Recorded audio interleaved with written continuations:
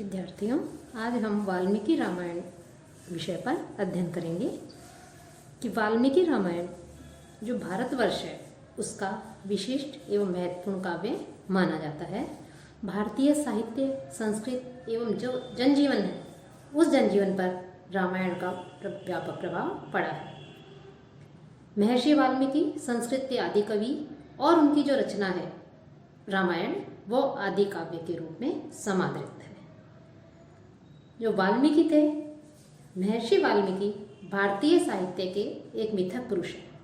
इनके व्यक्तित्व के संबंध में अनेक किंवदंतियाँ और प्रवाद जो है वो प्रचलित हैं। एक मान्यता के अनुसार जो वाल्मीकि थे वो एक निरक्षर व्यक्ति थे और रत्नाकर डाकू के रूप में प्रसिद्ध थे। वो प्रायः जो राहगीर होते थे उन राहगीरों से लूटपाट करते थे, निर्दयता से उन्हें लूटते थे। एक बार महर्षि वहाँ से निकलते हैं। उन ऋषि को भी जो है वाल्मीकि ने लूटना चाहा, लेकिन ऋषि ने जो रत्नाकर थे, जो डाकू था, उनको उपदेश दिया कि जो जैसा करता है उसका फल भी उसे ही भोगना पड़ता है। उसके इस पाप कर्म में अन्य कोई व्यक्ति संलग्न नहीं होता। जो जैसा यदि कोई बुरा कार्य करता है तो उसका फल भी उसे भुगतना पड़ता है और अच्छा करता है तो उसका फल भी उसे ही भोगना पड़ता है। रत्नाकर जो लूटपाट करते थे, राहगीरों को लूटते थे और उससे जो है अपना घर चलाते थे, अपने गृहस्थ जीवन व्यतीत करते थे। तो जब वो अपने घर जाते हैं और अपने जो संबंधी होते हैं उन सबसे पूछते हैं कि क्या आप जो है मेरे इस कार्य का जो फल मिलेगा उसमें भी सहभागी होंगे, तो सब लोग मना कर देते हैं कि हम जो है आपके पाप के कर्म में भागी नहीं है।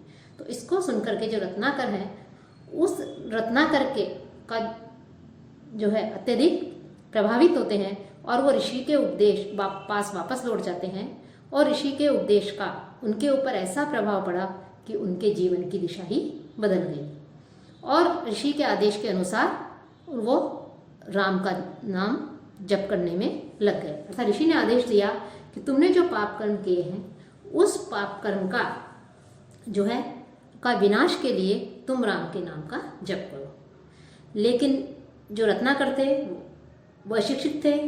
अशिक्षा एवं अनभ्यास के कारण वो राम का उल्टा जप करने लगे। उल्टा जप करते करते ही जो है इन्हें समाधि की अवस्था प्राप्त हो गई और वर्षों तक इन्होंने समाधि की और समाधि होने पर इनके शरीर पर जो है दीमक, अर्थात जिसे वल्मीक कहते हैं कि दीमक लग जाती है, मिट्टी चारों तरफ इकट्ठी हो जाती है पूरे, तो उनके शरीर पर जो है वो दीमक ने अपना घर बना लिया, एक जैसे वल्मीक बना लिया।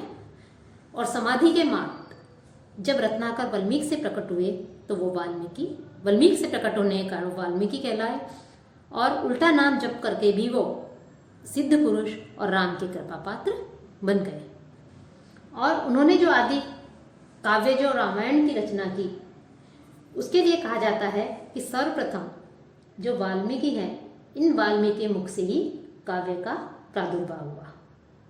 कि एक बार तमसा नदी जो है उस तमसा नदी के किनारे जो महर्षि जो वाल्मीकि हैं वो भ्रमण कर रहे थे, वहाँ जो है बैठे हुए थे।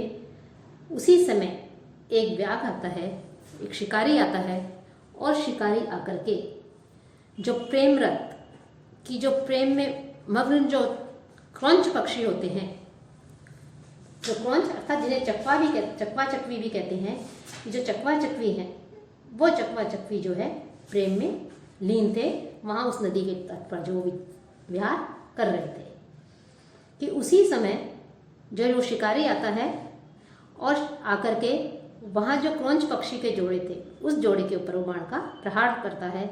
बाण के लगने से जो क्रौंच है उसकी मृत्यु हो जाती है और जो क्रौंची है वो क्रौंच के वियोग में, अपने पति के वियोग में अत्यधिक करुण स्वर में जो है आर्तनाद करने लगी, विलाप करने लगी। इस करुण दृश्य को देख करके महर्षि के हृदय में करुणा का नैसर्गिक स्रोत उमड़ पड़ता है और उनके मुख से अकस्माती शाप के रूप में काव्य की वेगवती धारा प्रवाहित हो गई। उन्होंने जो व्याध है जो शिकारी है उसको शाप देते हुए कहा कि तुमने जो है प्रेमरत जो बैठे हुए जो क्रौंच युगल थे, उस क्रौंच युगल में जो है किसे तुमने एक को मार डाला, इसलिए तुम कभी भी प्रतिष्ठा को प्राप्त नहीं करोगे।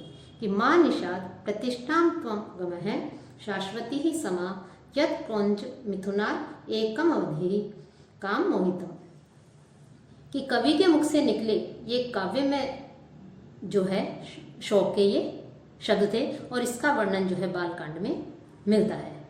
तो ये हृदय विदारक क्रंदन को सुनकर वाल्मीकि का हृदय जब विचलित हो उठता है और उनके मुख से अकस्मात ही श्राप के रूप में एक काव्य धारा वह निकलती है और वो जो निषाद है, जो व्याध है, जो शिकारी है, उसको शाप देते हैं। कहा जाता है कि लौकिक संस्कृत में सर्वप्रथम वाल्मीकि के मुख से निकले इस काव्यांश को सुनकर ब्रह्मा प्रकट होते हैं और महर्षि से बोलते हैं कि आप आद्य कवि हो, और उन्हें प्रातीप चक्षु या अर्श चक्षु के उन्मेष का आशीर्वाद देकर जो ब्रह्मा है उन्होंने आदेश दिया कि आप इस काव्य शैली में जो है राम के चरित्र की रचना करें। इस प्रकार की घटना का वर्णन जो है अनेक ग्रंथों में मिलता है और इसी आधार पर माना जाता है कि जो महर्षि वाल्मीकि हैं वो आदि कवि हैं और रामायण जो है उस रामायण को आदि काव्य माना जाता है। वाल्मीकि ने रामायण के माध्यम से रामचंद्र के पावन, लोक विस्तृत और आदर्श चरित्र का वर्णन किया है।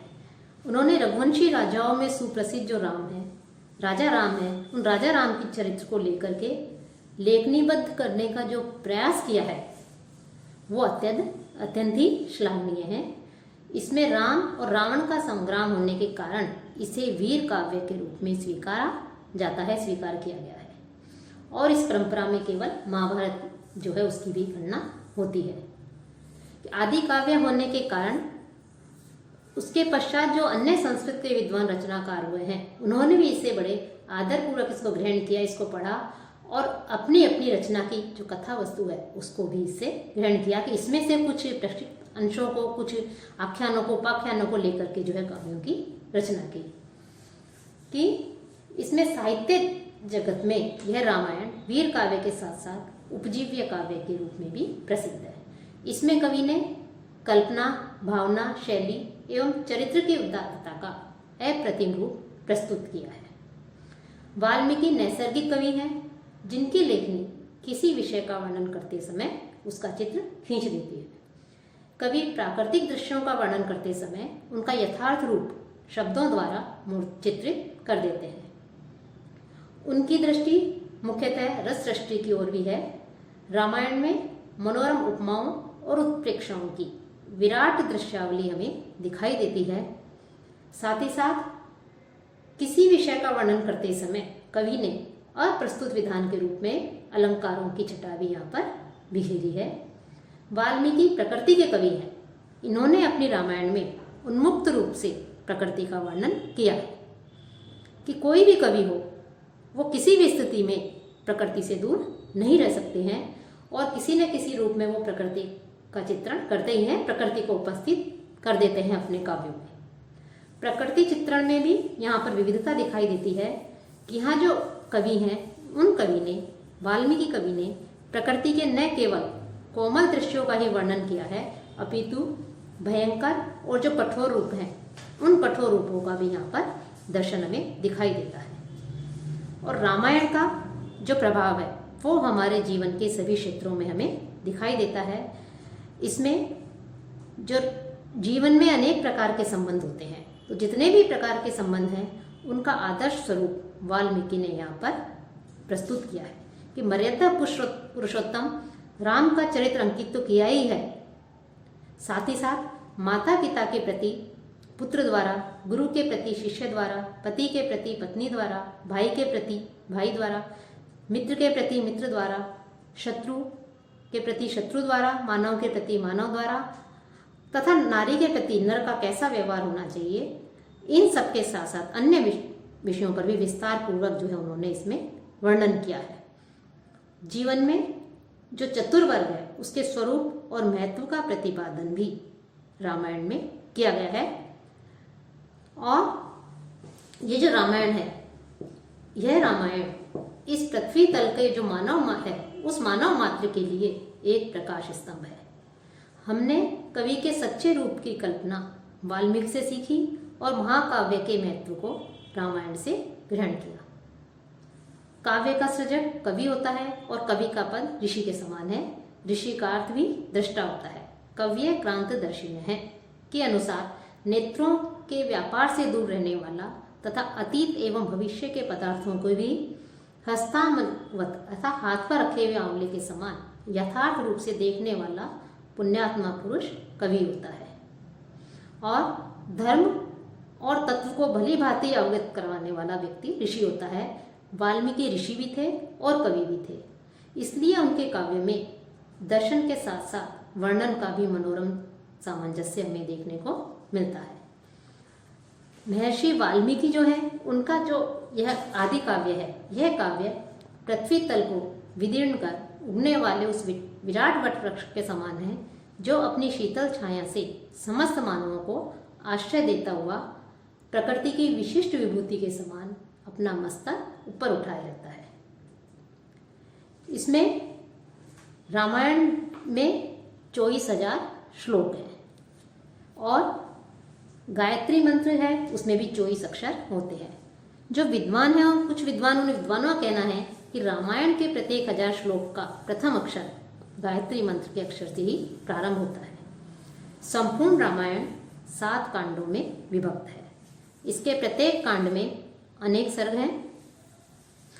जैसे इसके जो 7 कांड हैं वो हैं बालकांड, अयोध्याकांड, अरण्यकांड, किष्किंधाकांड, सुंदरकांड, युद्धकांड और उत्तरकांड। बालकांड में 77 श्लोक हैं, अयोध्या सर्ग हैं। अयोध्याकांड में 119, अरण्यकांड में 75, किष्किंधाकांड में 67, सुंदरकांड में 68, युद्धकांड में 128 और उत्तरकांड में 111 सर्ग हैं। इस प्रकार मिलाकर कुल 645 सर्ग और 7 कांड जो है इसमें है। रामायण एक महाकाव्य होने के अतिरिक्त भारतीय संस्कृति, सभ्यता एवं चिंतन प्रणाली का भी अपूर्व जो है कोश है। इसमें राम की मुख्य कथा के अतिरिक्त बालकांड एवं उत्तरकांड में अनेक कथाएं और उपकथाएं भी इसमें बताई गई हैं। तो इस प्रकार से ये जो रामायण है महर्षि वाल्मीकि द्वारा रचित है, यह ग्रंथ जो है अत्यधिक महत्वपूर्ण है और इसका जो संस्करण है वो संस्करण भी देवनागरी संस्करण, बंगाली संस्करण, कश्मीरी संस्करण, इस प्रकार जो है इसके संस्करण भी हमें प्राप्त होते हैं। बाद में कुछ अंश जो है इस रामायण के अंदर भी जो है जोड़ दिए गए। तो इस प्रकार से जो रामायण है वो रामायण हमारे जो महाकाव्य हैं उन महाकाव्यों में जो सबसे आदि काव्य माना जाता है।